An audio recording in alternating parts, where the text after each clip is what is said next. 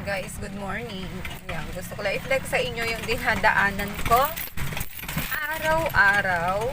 So ayan ang itsura kapag maulan. So ganyan ang aking binabaybay everyday. So ayun ang tinatyaga natin everyday.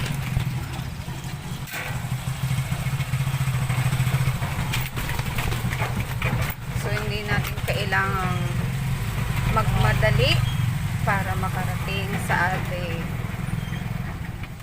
paroroonan para tayo ay safe. So ayan, para sa kaalaman ng lahat, dito ako tumaob, dito ako nabalentong,